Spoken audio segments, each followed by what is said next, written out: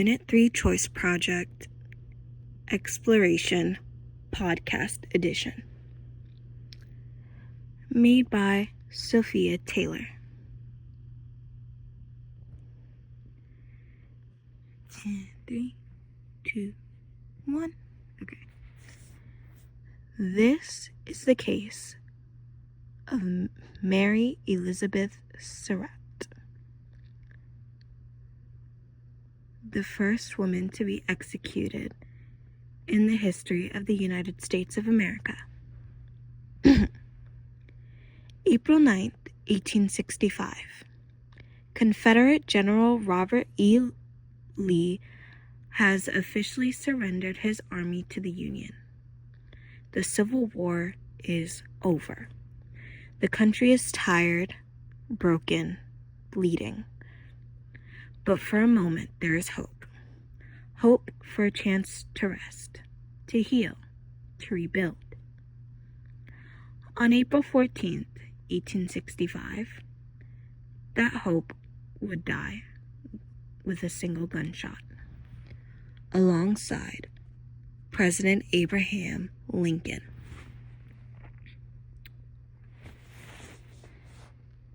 His primary assailant, John Wilkes Booth, would too soon die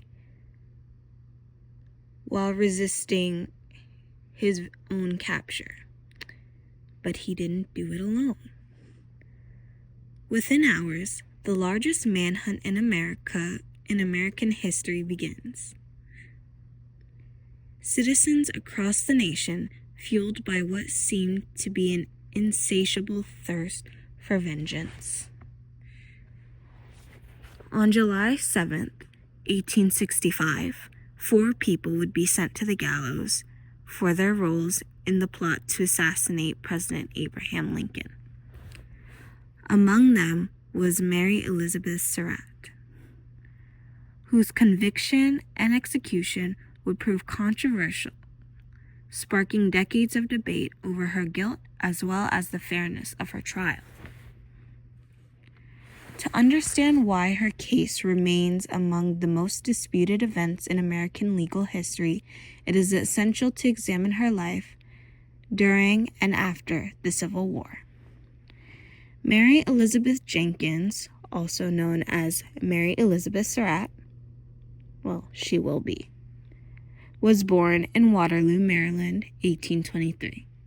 She grew up in a devout Catholic family, and at the age of 17, she would marry her husband, John Surratt, a farmer and businessman. Together, they would build a life and a career running a tavern, a local inn, as well as managing several other pieces of land around Prince George's County. This area would later be dubbed Surrattsville, in addition to raising their 3 children. But during the Civil War, John Surratt, her husband, would die.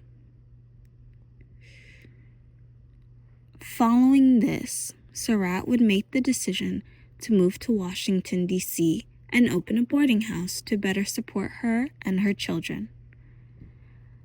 At first, her boarding house seemed ordinary, quiet, and a respectable establishment that catered to government clerks, soldiers, and ordinary visitors alike. Though we all know that appearances can be deceiving, as this very boarding house would become the focus of one of the greatest national investigations, as well as the site of one of America's darkest conspiracies.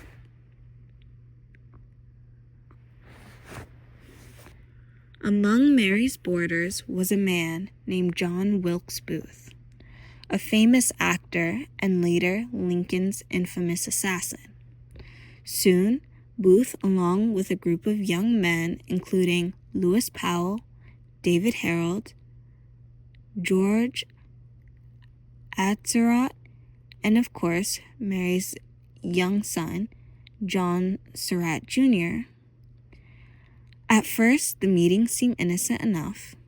Booth and his companions were passionate Southerners expressing their frustration by the war's outcome and the detriments onto the Confederation. Of course, it is never that simple. In the beginning, Booth's plan wasn't to kill Lincoln. He wanted to kidnap him, torture him, take him south, and demand the release of the rest of the Confederate prisoners in exchange for his freedom. Booth had also planned for the assault and capture of Vice President Andrew Johnson and Secretary of State William Seward. This plan would eventually fall through the cracks as Powell, one of Booth's associates, would only manage to wound Seward during his attack, while Surratt could not manage to kill Johnson like he intended to. In the end, it would be Surratt, Powell, Harold, and Surratt that would ultimately be arrested and brought to trial. Mary Surratt's trial began on May 9, 1865, just a few weeks after the assassination. Instead of a civilian court,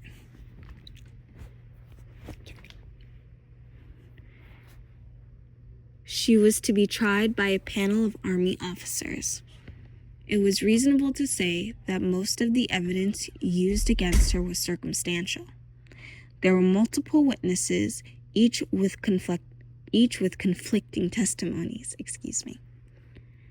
Some say she met with Booth frequently, providing him with the resources he required, as well as offering to carry messages between him and other sources.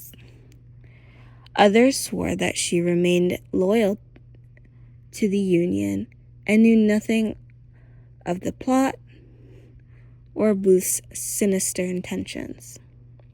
Nonetheless, despite how Surratt and her defense attorney pleaded for leniency, attempting to to emphasize her femininity, her older age,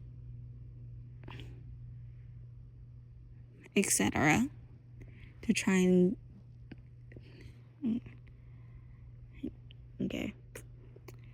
their nation, however, it was to no avail. The nation was grief-stricken and sought vengeance above all else. A little over a month later, Surratt would be executed. She would be hung beside Powell, Harold, and Surratt. Her death would in turn shock the nation, as some believed justice had finally been served, and their lost president could now properly be mourned. Others saw a poor woman only being punished for the evil actions of men. This all is to bring us to our final question. Was she guilty? Or was she framed? Or was she just a sad casualty of circumstance? The answer has been left to the generations of Americans to come, who may one day find the answer.